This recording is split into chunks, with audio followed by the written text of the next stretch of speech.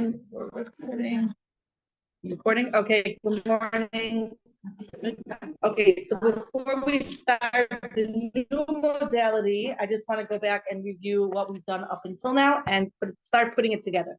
So in one word, we did the modality of tefilah, and that's alignment. Then we did the modality of atira, ayin saf resh, which is transformation. Second word, sorry, right? Complete, like overturning, okay? Appeal. We want to put it into one word, okay? And then we did, afterwards, we did piyah, okay? Piyah would be spontaneous, okay? Spontaneous outpour of prayer. And today, we're going to do tchina, and that's perfect, because tchina is right, is if you hear it, right, what word do you hear there? That's with a tough, right? We're almost at Hanukkah. The lashon of Hanukkah has chen in it, right? The shorish of tchina is also chetnun, and we're going to focus a lot on that. So if we want to give tchina one word, it's vulnerability. Okay. Now, obviously, all prayer has roots in vulnerability, right? You're not praying if you don't feel vulnerable. Okay. Even praise comes with a little bit of vulnerability, because the hudot, to thank Hashem, comes from the same shorish as vidui, which is to confess, which is to say, I need you, Hashem, right? I can't thank you, Hashem, because I couldn't have done this without you. So there's a very interesting Ma'amar Chazal, which if we just read it and don't really think about it, we're going to fall prey to what Rabbi David Foreman calls the lullaby syndrome. What's the lullaby syndrome? Is you hear something and you don't even think about what you're saying, right? Think about one of the most famous lullaby in America, right? Rockabye baby on the treetop. When the bough breaks, the cradle will fall, and right, I'm skipping to the end. And down will come cradle, baby, and all. Now you wonder why people need to give their children melatonin, right? Because here, have a nice, you're gonna sleep, and the cradle will fall off the tree, and everything will fall. Good night, sleep tight. Don't be afraid of the dark, and don't be afraid to go in your crib. Like, don't let your bed bugs bite. Right. I mean, what kind of insanity is that, right? But it's a lullaby that's been sung for hundreds of years, right? And it's, nobody ever thinks about it. All these horrible lullabies. Why do kids get nightmares? Okay. I have a conspiracy theory that they were all founded by these melatonin companies, right? In order to sell more melatonin. In any event, right, the lullaby even comes way before they were manufacturing melatonin and other things. Yes. In any event, okay? So there's a Maimer Chazal that's ununderstandable if you actually really read it. And that is, and I've said this before, Kasha zivugo shel ben adam kekriyas yamsov. Kasha panaso shel adam kekriyas yamsov. Kasha nekevav shel adam kekriyas yamsov. Chazal say nekevav. Nekevav is, I'm going to explain it all in a minute. Chazal say that three things are difficult for God. What's difficult? Number one, a person's match, finding them a spouse. Number two, giving them parnasa, giving them sustenance. And number three, their digestive health. Now, what is hard for God? Digestive health. Digestive. Yeah, digestive. What is hard for God? How could we even say such a thing? We're constantly saying that nothing is hard for Hashem. Ein od milvado, everything is Him. Hashem can do anything. Why all of a sudden are these three things hard for Hashem? What does that mean, hard for Hashem? How could we possibly explain this? So the answer is very simple. The answer is because we make it hard for Hashem. Hashem sends us somebody. We meet them and we're like, nah, I'm not good enough for them. They're not good enough for me. I can't stand this. I don't like this. I want money. I want fame. I want prestige, right, in the shidduch. Whatever our calculations are. Or we don't do the work that we need to do in order to make ourselves zivuk hagun. Everyone says davens for a zivuk hagun, right? We want a spouse which is matim, which is fitting, right? But do we ever appropriate, good, proper, someone who knows how to have a relationship? But whenever I take the seminary girls to Amuka. Yeah, thank you. Right.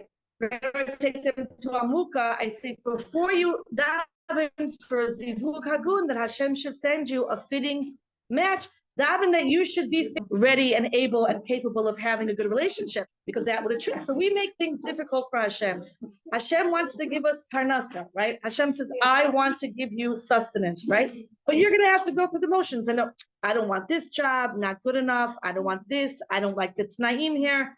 Nah, it's not going to work. All our excuses of why we don't try and actually do it, or we blow money on other things. Hashem says, I'm trying to give you, right? I'm trying to give you, but you're making a hole. You're making a hole in the wall. You're making a hole in the vacuum. Everything is coming out. You're making a vacuum, and things are coming out. And Hashem says, I want to give you digestive health. I want you to feel good. I want you to be healthy, right? So I'm giving you all this, right? I'm giving you wheatgrass, okay? And what do you pick Coca-Cola over wheatgrass, right? You're making things difficult for me, says Hashem, right? I give you choices. And this, you can go with water, right? Water is, okay, right? You can't get me to taste it again. I did it once. I'm still laughing about it. Say it again. If you exchange your morning coffee for wheatgrass, you will lose up to 40% of the little happiness you had in life. It takes that bad. It's hard. I'll come to I've never had it. I'm into the health stuff, but I have a friend of mine who makes it. She convinced me to taste it once. I tasted it once. That was it. Okay. But she has it every morning. That's her main standard diet. Al tam derech ein litpakeh. Well, I'm not saying her name, right? No, well, you found a friend here. Okay. So Hashem says, I give you all these healthy choices, and what do you choose? Okay, junk. You choose junk. You choose to drink Coca-Cola. I once was having a meeting with a client, and I opened a can of Coca-Cola. She's like, "You're really going to drink that black poison in front of me?"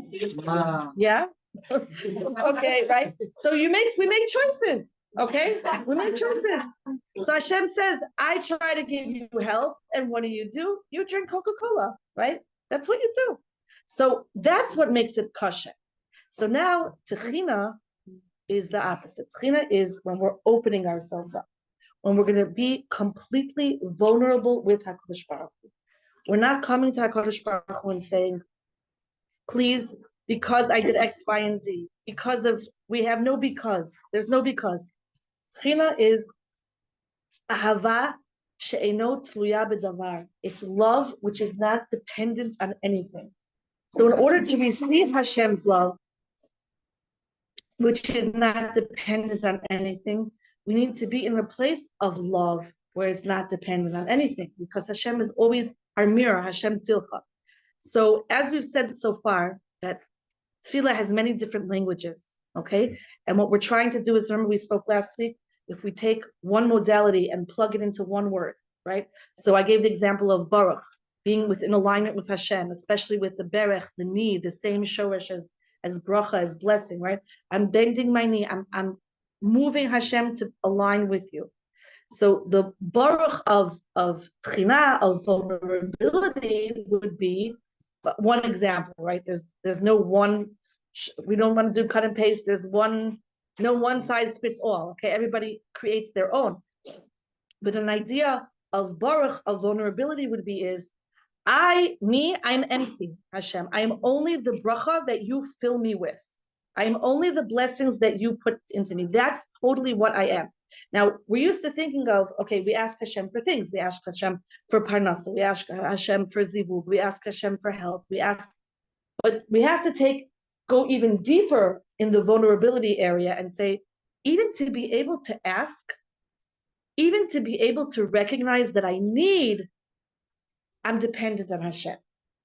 My emotions are dependent on Hashem. How I feel today, not just physical health, emotional health, that I am open and available to connect with Hashem. I can't do that on my own. I need help, right? There's a very beautiful thought from the Lubavitcher Rebbe that very often we're in a mood that we don't want, right? We don't want to do it. We don't want to dive in. We're not in the mood. right? We're not in the mood. We're moody people, okay? And not just women. We're not in the mood. At the end of the day, we're all really overgrown teenagers. So we're not in the mood. So what do you do when you're not in the mood, right? What do we do? So the tefilah of when I'm not in the mood is, Hashem, help me to want. And if we're not in the mood to even want, to ask for that, so we ask Hashem to help us want, right? And keep going back and deeper until we get to that place of, okay, I want it. I'm so annoyed with this prayer already that I just give it to me, right? But it's a very deep place of vulnerability to come before Hashem and say, I can't even daven right now. I can't even ask. I can't be vulnerable, Hashem, unless you help me to be vulnerable. And this is, again, as we said last week, the Hasidim Rishonim, it says in Maseches Brachos, the earlier Hasidim, they used to contemplate an hour before they davened, right? Now, I don't know how long they davened for, right? And then they contemplated for an hour after they davened, right? Now, I don't know if it means literally 1 hour as in 60 minutes. I have no idea. But to take a few minutes to contemplate before we daven, right? And fix our convenes and open ourselves up and ask Hashem, help me daven, help me get to that vulnerable place, because it's not so easy. It comes with many, many, many klipot, many husks and concealment and layers of, well, I'm okay, I'm doing okay, because the minute we open up a drop of vulnerability, right, usually it causes a flood, okay? It's not just one little pinch, you poke a little hole and it drips in. Vulnerability is a flood, and sometimes that flood is very difficult to deal with. So we've been trained, especially those who've grown up in Western society. I'm in control. Everything is fine. Everything is under control, right? How are you? Baruch Hashem, everything is great. Now, of course, when people ask to the street, how are you? That's, we're really not interested in, well, actually, I'm feeling very vulnerable right now, right? It's very difficult for me to talk to you because I have a lot of social anxiety, and I'm not sure if you're talking, we're not going to get into that. Right? But so with Hashem, though, we are going to get into that. Okay? That's really getting into, it's hard for me to say this. It's hard for me. Let's say sometimes if you notice what you don't daven for, right? What you don't daven for. It's like what you don't talk about. Those topics that you don't want to talk about. What you don't daven for is very often what you need, right? For example, sometimes people don't want to invest in davening because, wait a second, if I put all of my tefilah in this davening, then maybe I'm going to end up being disappointed, right? In order to daven, in order to be vulnerable, you have to have a lot of hope, right? And with hope comes the huge risk of disappointment, right? And disappointment is something which, causes or trauma or drama, I don't know, but very often one of those. And so that, what does that do for me as a person? Right? I have expectations, those expectations that, I'm going to daven, I'm going to do this. That's the greatness, right, of davening no matter what, of making ourselves, putting ourselves in that vulnerable position. We have this with the hostage deal, okay, right? Mm-hmm. So, yeah, there's a lot of different reactions we could have, right? One reaction could be, it's never going to happen. Let's just stop, what are we talking about anyways? Blah, blah, blah. We could go, right? And so some people will call that dark thinking, and some people will call that reality check, right? And I don't know which one is right. We have no idea.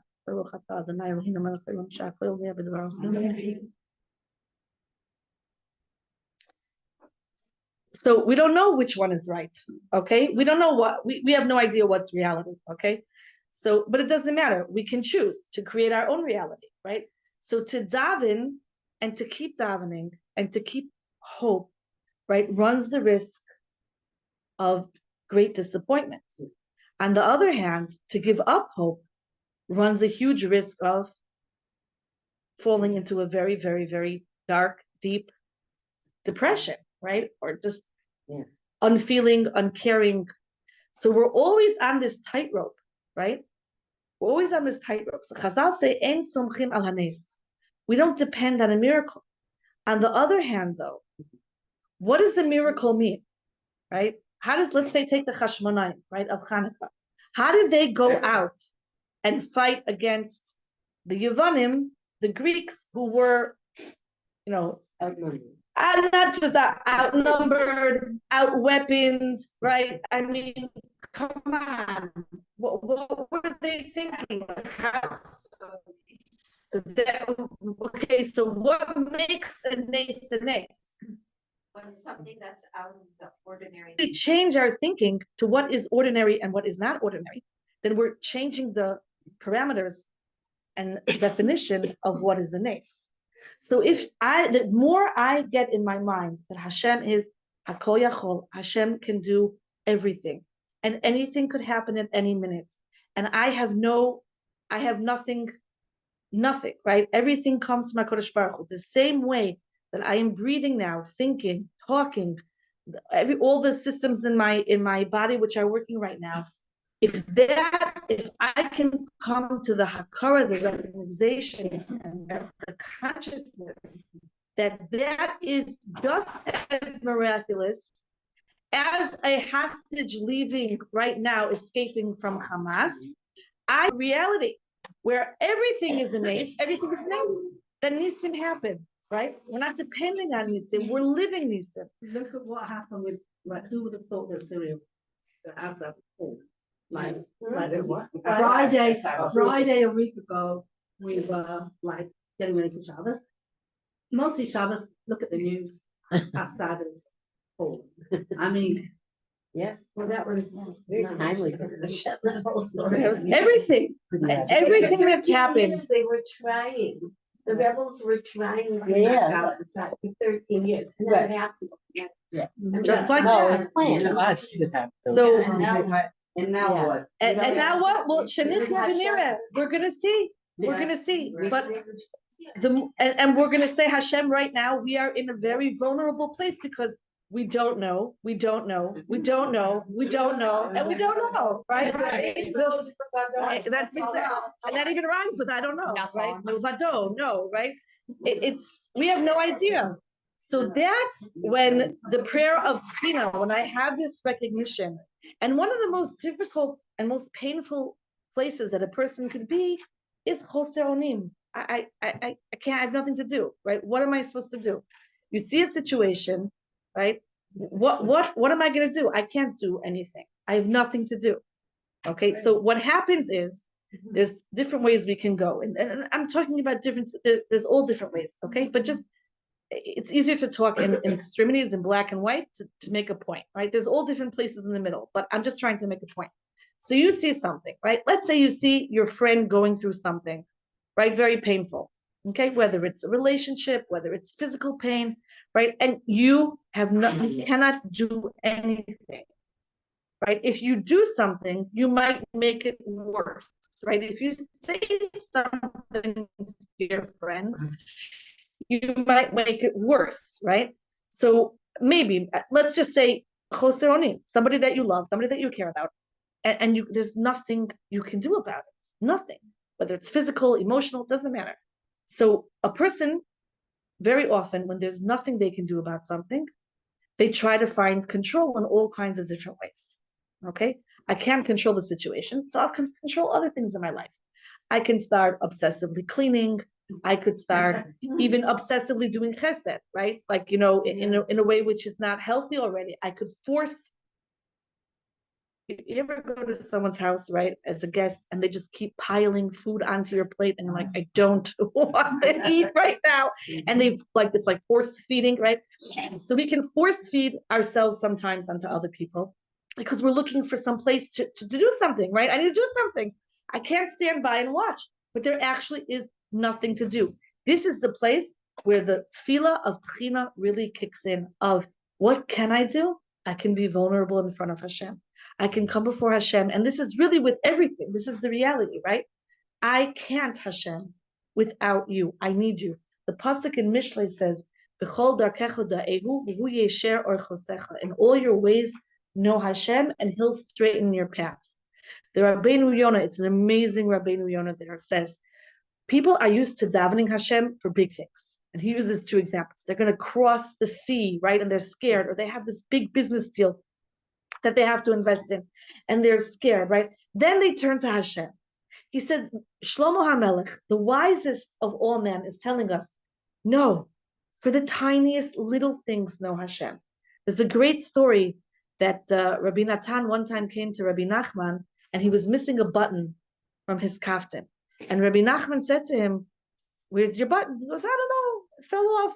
He goes, did you daven to Hashem for a button? And he's like, daven to Hashem for a button? He goes, yes, daven to Hashem for everything, even for a button, right? Even for a button. And so the more we focus on the vulnerability, this is when we're really entering that concept and the modality of Chanun. This helps me. There's a puzzle. Say, put my tears in a node. You know what? Nodi sefartach. Please say a node, a sheepskin thing that we used to A put flask, maybe is a good What do word I for it. need to put my tears and I try to press? Because if you're not going to answer me, just keep your tears there. This helps me. At a later date, somehow it will get answered. Meaning it doesn't always get answered immediately. I don't always have the patience. I'm not always like gentle about it. Where are you? But if you're going to keep my tears in this node, in a year, 5 years, you will answer this prayer. I think it helps. Mechazik. So the literal translation of tchina is supplication or a plea, okay? And it is a deep reflection of my limitations and making space and being completely reliant on Hashem. And we don't bring up any merits or any achievements in tchina. It has nothing to do with anything that we've done, that other people have done, right? Not Klal Yisrael. We're just saying Hashem, Ahavat Chinam. No strings attached. Nothing, right? It's just, I'm undeserving, right? It's not about deserving. And this is what we say we quote the pasuk throughout Yom Kippur from Shmos, after Hashem taught Moshe Rabbeinu, after the Chet HaEgel. Hashem was teaching Moshe Rabbeinu how to do tshuva. And Hashem teaches Moshe Rabbeinu the Lashon, Hashem, Kelchanum V'rachum, the 13 attributes of mercy. And Hashem says, V'chanoisi es asher echon, and I will grace, I will answer, from Lashon Tchina, I will answer those who I answer, right? There's no strings here. There's no reason. There's no, I deserve this, right? Now, if we think about it, HaKadosh Baruch Hu created the world, and before he created the world, he created the entire world for Klal Yisrael. Did we exist? We didn't exist yet. Did we say yet Nasa v'nishma? We didn't say Nasa v'nishma. The pasuk says, "Gracious bara Elokim es hashamayim v'esaretz." Right, the first pasuk in the Torah, and Rashi there says, "Gracious bishvil reishis." Hashem created the world for Klal Yisrael, who are called reishis. So, if HaKadosh Baruch Hu created the entire world for us, and we're called reishis, before Avram discovered Hashem, before we said Nasa v'nishma, that's called Avos Chinam. That's pure 100% love, which is not determined and not connected to anything. It's 100% love before we did anything, right? This is what David HaMelech says, Ashrei ha'am shekocha lo. Praiseworthy is the nation, shekocha. If we want to know what's real love, why do we ask a person, why do you love this person? And what do they answer? Kacha. Because, like, I don't know why. Like, the minute we have reasons why, that's not 100% love. It might be 98, might be 90, I don't know, but it's not 100%. Ashrei ha'am shekocha lo. Praiseworthy is the nation that Hashem loves them. Why? Kacha, right? One of the first words we learned in our ulpan, right? The ulpan of landing in Israel, right? You get into the monit and he drops you off in the wrong place and you ask him why. Kacha gveret, right? They bring, I learned this word when I made Aliyah. They brought my washing machine and he's like, don't install it. And I'm like, well, why not? It goes kacha. So you have to call somebody else to come and install it. I'm like, huh? Well, that doesn't make any sense. Why doesn't the person who bring it install it? Kacha gveret, right? Kacha. Ashrei ha'am shekacha lo. Praiseworthy is the nation shekacha. This is the modality of tchina. When we're standing before Hashem, why do we love Hashem? Why does Hashem love us? Those are questions we can't answer. Kacha, because that's just the way it is. Because it's real love. And this opens up our hearts, our minds to be vulnerable, because why are we not vulnerable? What prevents us from being vulnerable? Why do we not all go around the room and say what we're really thinking, right? Could you imagine if they had this? Could you imagine if like they create this artificial intelligence one day that you'll have like a ticket on your forehead that says what you're thinking? Okay, why can't we share what we're thinking? Oh no, the opposite of cackle. We have a good reason. Okay. Right? Shame. Because there's shame, because there's Guilt. guilt, because oh my gosh, I really don't want you to know what I'm thinking. Not Right? nice. It's not nice. We'll hurt other people. What will people think about us? You mean like speech bubbles for your thoughts? Yeah, could you imagine? Right? There's a You know, novel your in friends. Russian, Hasba Khalila, about this, what we have in mind. And one person was traveling, there was a room, and they said, don't walk there because the room is to reveal what you're thinking. He was not afraid. He went into the room, went out, just to learn that his best friend died far away. Because that's what he was thinking about inside of. Oh. Wow. Was it funny? Sounds like a really. Speaking about Another dark Russian Don't go there, book. Yeah, like. By the way, I actually like it.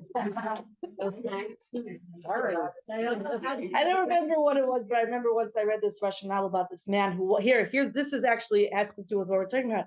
He wanted to prove to his wife that he loved her, but he didn't know how to say I love you, right? And he was a coffin maker. And he couldn't say, it's like Fiddler on the Roof, but more Russian. And he's trying to right, I know that's true too. Yeah. So right, not Jewish Russian, right? So he wanted to show how much he loves his wife, and he couldn't, he's a real Russian, Macho Yes. man.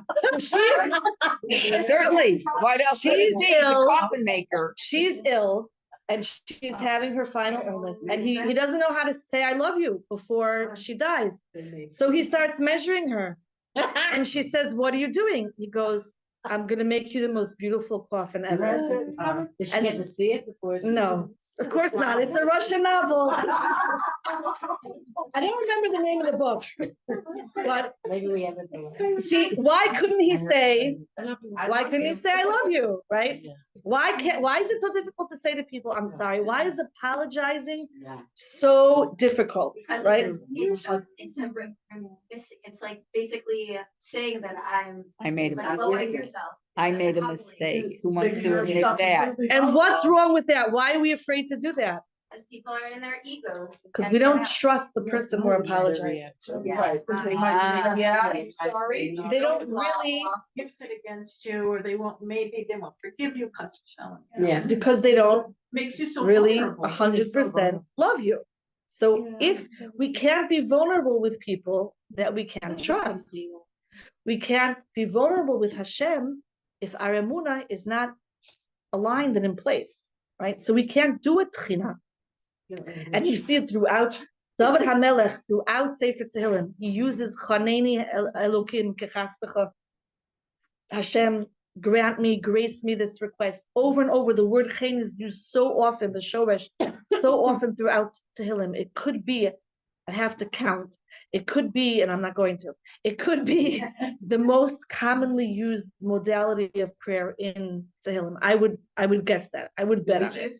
What we're talking about now, this extremely vulnerable place of, I'm not even, I don't know, Hashem, I just need you for everything. I can't, right? I can't, Hashem, you can. I'm not in control, Hashem, you are, right? Everything is in control, but it's not mine at all, nothing. There is nothing I can control except my consciousness to recognize that Hashem is really controlling everything.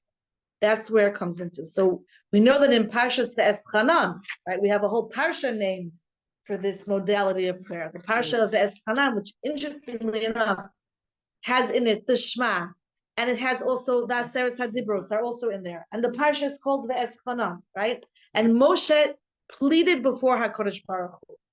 and he asked Hashem, please let me come into Eretz Yisrael.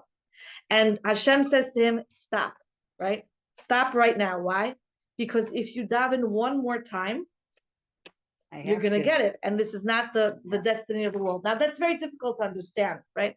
But putting that aside, that's the power of Techina. The power of Techina is, wow, Hashem, nothing, right? I am so vulnerable. I am so nothing. It is all you, Hashem. Fill me up. Give it to me. It's acknowledging that even I'm full of sins. And this is what David HaMelech says in Perek 51 of Tehillim, where he talks about this.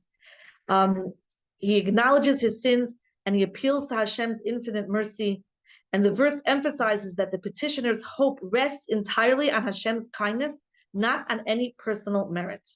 Okay, and that's similar. He learns it from Moshe Rabbeinu, right? And Moshe Rabbeinu could say, Hashem, I did everything, right? Moshe Rabbeinu could have given a long list of merits that he has, right?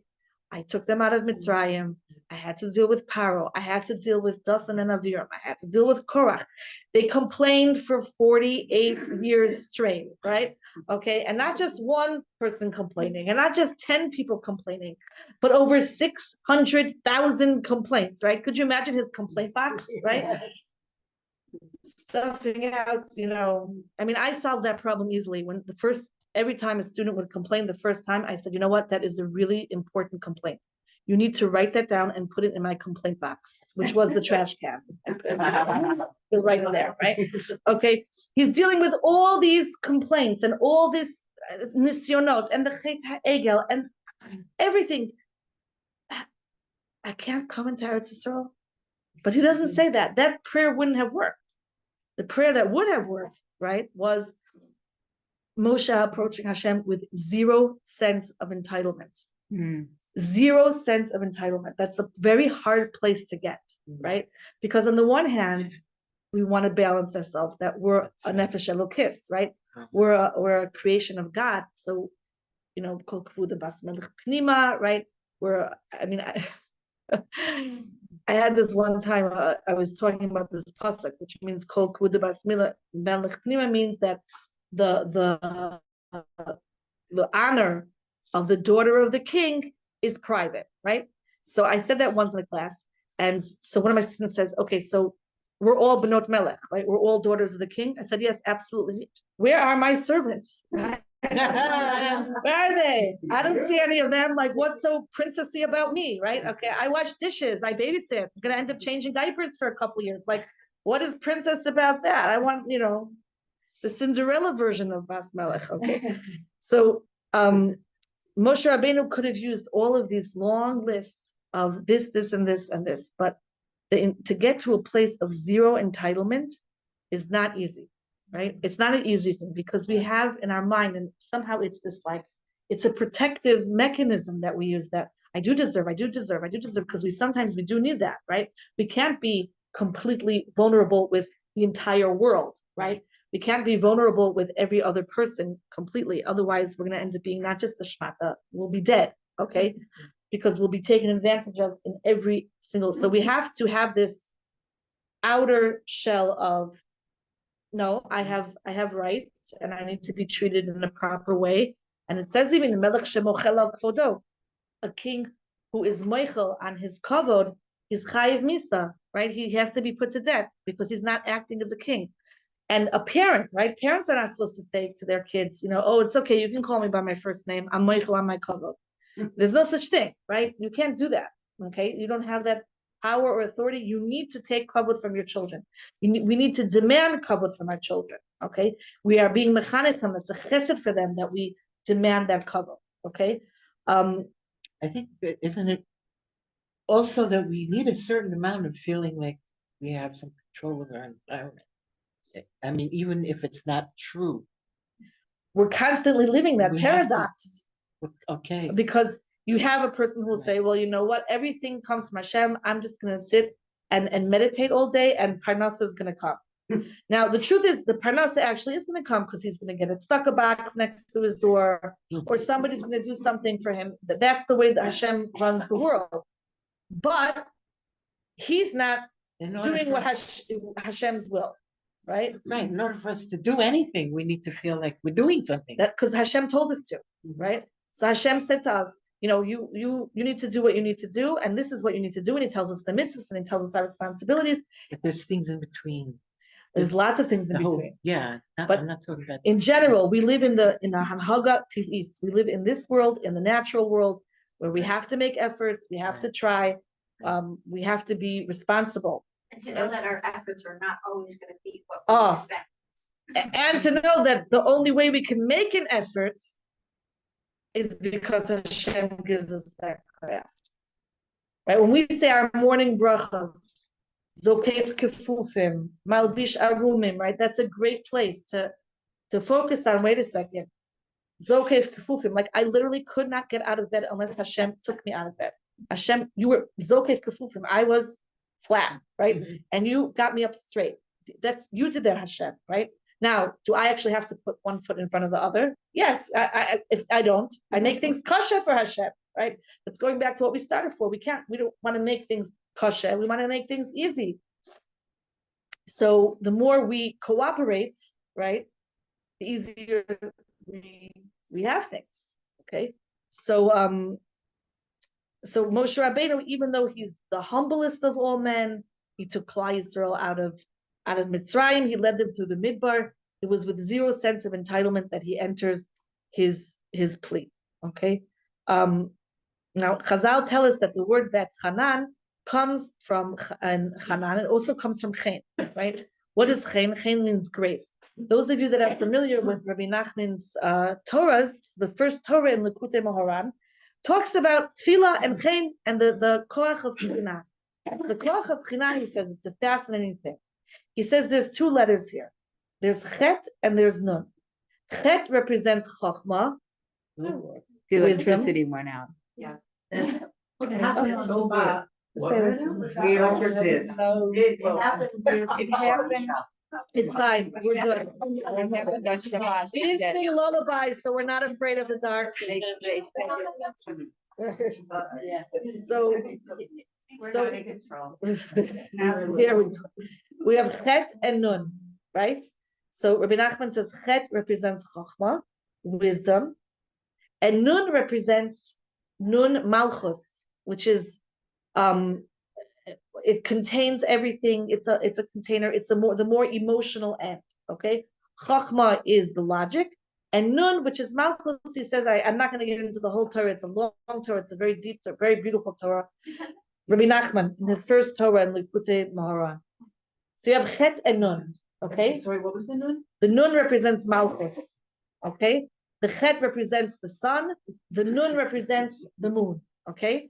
So you have a masculine and feminine, Chet and Nun. You have wisdom, logic, and you have emotion, Chet and Nun. Rabbi Nachman says when we put these two together and make a prayer, that is when we have nachat. Okay, then is when HaKadosh Baruch Hu listens to our tefillos and gives us nachat. What does that mean? That means that the prayer of tchina, of this vulnerable prayer, needs to be a combination, a perfect combination, a balance of logic and emotions. And that's also a very hard place to get to, right? Because we can let our emotions take us one direction, right? And that would become a very hysterical prayer, right? Mm-hmm. Which could happen. That's also a good thing. And we could have a logical prayer, right? Hashem, I don't have anything, I am nothing, but my heart is not in it. Real tchina, real of this modality of prayer is a combination of Chet and Nun. It's a combination of logic and emotion, and it's a balance. It's not dry logic, and it's not hysterical emotion.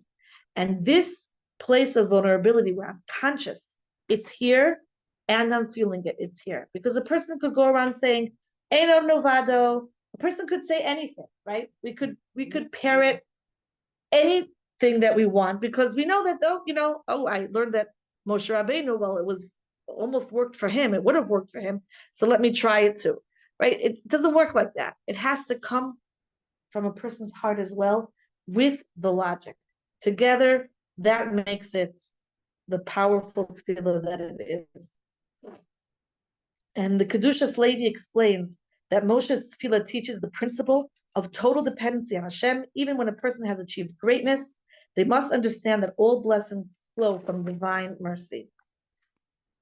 Going back to the Hilchos Rambam, which we spoke about in the beginning, in our introduction, right? So he also talks about Moshe Rabbeinu's tefilah here and his supplication, and he says again that this demonstrates a beautiful balance between effort and trust, which is what you were talking about, right? That on the one hand, the person has to do hishtadlus. We have to have effort. We can't just sit back and say, okay, all right. I mean, in areas that we have what to do effort in, right? There are some things that we are completely out of, there's nothing we can do.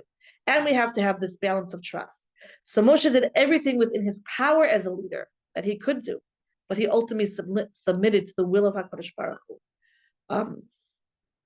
And this is teaching us the true essence of tefilah, of this modality of prayer.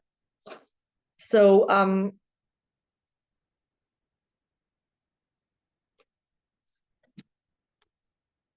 we have 10 minutes left around. So the Sfas Emes, in his commentary on Parshas V'Eschanan, writes, when one prays with tefilah, they draw down Hashem's mercy as the prayer stems from a heart that acknowledges its dependence on the divine. The Sfas Emes underscores that the power of tefilah lies in its authenticity. It is the cry of a soul fully aware of its reliance on Hashem, and such sincerity has the power to elicit divine compassion. So again, Rabbi Nachman's Torah also was saying this, that it has to be completely real, right? You can't fake tefilah, right? It just doesn't happen. Now, if we want to, let's say we're not there. So again, we can go back to, I want to be able to do this. Hashem, help me do this, right? I want to be able to say really how I feel, really how I think. Maybe I can't even say it to myself sometimes because I don't trust myself. So we ask HaKadosh Baruch Hu to help us also. Rabbi Nachman further writes in Likutei Maharan Zion number 7, the power of tefilah lies in its humility. It moves Hashem to compassion, and it's an appeal not of demands, but of pure vulnerability. Rabbi Nachman Insights highlights that tefilah does not come from a place of entitlement, but from a place of pure need, which evokes Hashem's mercy. And the Baal HaTanya writes in Igros HaKodesh that tefilah reflects a state of surrender, appealing to the aspect of Hashem's compassion that transcends judgment. This surrender allows the petitioner to connect with Hashem's unbound kindness, which operates beyond the limitation of human understanding. And to add to that, the Noam Elimelech says that tefilah has the unique power to unite all levels of the soul, from the lowest to the highest. This unity creates a power that draws down Hashem's blessing as the prayer emerges from the totality of the individual's beings. And that's a very powerful thing. Because what the Noam Elimelech is saying here is that tefilah gets the entire soul, from the highest part of the soul to the lowest part of the soul, including the nefesh bahamis, the animalistic side of the soul, involves them in this prayer entirely, and therefore has a very, very strong reaction. And that's an incredible idea, because that is the key, right? If we think about it, HaKadosh Baruch Hu created the animals, right? Animals, in their sense, right? They have all their senses, they have all their ways of survival, but they're completely dependent on HaKadosh Baruch Hu.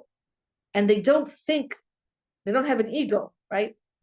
So on the one hand, they always are meeting their needs and always seeking to meet their needs. On the other hand, they don't have an ego, right? I mean, they're not bragging, going around bragging, thinking they're better, right? There is hierarchy, but it's not as in one is better than the other.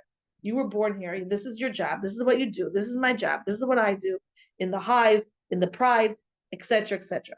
So, using the animalistic soul as I have needs which I cannot fill for myself. Think of it as a domino effect. brings in all the other parts of the soul and incorporates them into one prayer. So the prayer might come from a lower place in the soul, but it has the ability to affect the entire soul and just bring the entire and all the levels and all the different parts of the soul into one united prayer, which becomes very powerful because it's all of, well, we're needy. We just can't. We can't do it ourselves. The Gemara tells us that a shore is born a shore. An ox is born an ox. Okay? Going back to animals, they're born almost completely independent. Some of them nurse for maybe 2 years, maybe 3 years, right? But they after that, they don't need mommy and daddy to raise them anymore, right? Our children need us forever, right? until we're not around to fulfill their needs. Okay, so why did the Kadosh Baruch Hu do that, right? Why did Hashem do that? Why did Hashem make us more self-sufficient and more able to live alone, to provide for ourselves? We have such an intricate structure of needs, right? From clothing to food to the type of food that we eat. People who go out never really 100% self-sufficient, right?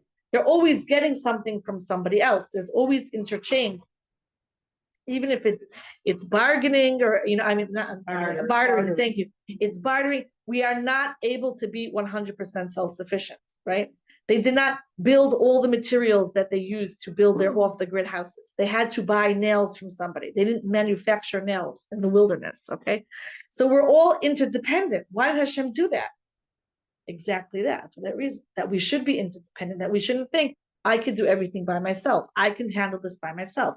We can't handle anything by ourselves, starting from when we're little until when we're going through adulthood and afterwards, right? We're never able to do things completely on our own. It's not possible, okay? And Hashem did that to us to open our eyes, to realize that, wait a second, I need other people. I need Kadosh Baruch Hu. I need more. I'm not able to do this on my own. So the Kedushas Levi further explains that tefilah works for even those people who feel very distant from HaKadosh Baruch Hu. They could reach Hashem through tefilah because it can come from just the smallest need, the need of a button, the need of something little where I can't do this, right? I just can't do it. Did you ever, here's kind of a fun example, but try to assemble IKEA furniture, right? You just can't, and the instructions are there. And it's like, it doesn't work, right? And it's so frustrating. And it's like, I can't do it. They do that on purpose, so you have to pay them to come. Oh, definitely. There's our second correct conspiracy theory for the day, right? But that's, and very often in life, right? We're trying to assemble IKEA furniture, okay? And we can't do it. So I could keep thinking I can do it myself, and I'm going to end up breaking it, right? Because I'm gonna do this, I'm gonna figure this out, I'm gonna get this done. Me, I can, right? Instead of saying and transferring it now to more real things, right? I can't do this on my own, right? I can't do this on my own. Asking for help, right, is a very difficult thing sometimes, right? I need to ask for help for this, right? I need to ask help. I do this to myself. I don't want to ask for help with this, whether it's anyone needs help putting IKEA furniture together, actually enjoy it. My daughter. Okay, here you go. It's Okay. like tefilah is tefilah. Like it seems like out of everything, like that tefilah is all encompassing more than the other. It just seems like Maybe that's your modality of prayer. maybe That's you. I mean, because no, everyone else like. I think everyone, different people will connect to different, right? We only went through 4, but different people will connect to different things. But if that's, you're saying like, this is prayer, right? This is prayer, then that's your specialty, mother tongue language of prayer, right? It's there's 10 languages, right? So this one spoke to you, that's your mother tongue. That's you, that's your, okay, I know that this is really how I'm supposed to pray, right? That doesn't mean that you're going to incorporate others because we're going to be multilingual, but this is your main mother tongue this is how I really speak to Hashem. This is how it really works for me. This is how I see it. And other people will see it alignment or atira or pigiyas. Think about someone who's extremely spontaneous in nature, right? So their tefilah is going to be pigiyah because that's the main tefilah. But tefilah is also spontaneous. Less spontaneous. It has to be a little bit planned. You could get to I don't think a person could spontaneously become super, super, super vulnerable unless they're in like a major crisis, right? But on a daily basis, and a person gets used to crises, right? So on a daily basis, right? Fortunately, we needed to survive. Like if we wouldn't get used to crisis, half the country still wouldn't be sleeping at night, right? Someone asked me, like, how do you cope with all your sons in the army? And Baruch Hashem, another one finished his service, he went out. But how do I cope? I don't know, just like you got used to it. Right. You still get very upset when neighbors come and ring the bell and pound on my door. Oh, gosh. But chutz from that, like it's because that's how they come to bring not such great news, right? So people who don't know, you wouldn't know not to ring my bell. So like, I really should put up a sign: do not ring the bell, do not knock hardly on the door, call first before you come. Yeah. Right. But it's except for that, okay, get used to it. Yeah, all right, fine. Like you get used to it. You can't live without it. But on the other hand, right, to get to a real vulnerable place on a day-to-day non-acute crisis, it takes a lot of work. I don't think it could be spontaneous unless the person is completely 100% uninhibited and they're probably locked up someplace. So unfortunately, right? Okay. If somebody would like to take a copy of these sheets, I have 2 copies, and they could Make more. scan them and make more. And there's a few more sources that we didn't get to. Maybe I give one to Judy. She could post it. Yeah. Okay.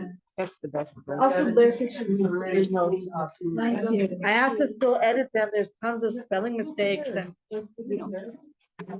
There's spell correction. we'll get back to my mother. AI is spell correction. I hate it. Not so good. I know. Comes out with all these. Oh my gosh. I could. Always surprised. You know what? I'm not this. Next week, Wednesday. And the following. No. Oh, yeah. I have a Bas Medrash, that's very close to Thursday. Somehow I could make it back. Turn this off. Anyway. I take the train a lot. We have a quiz tomorrow. And we were gonna interrupt each other, but we were gonna go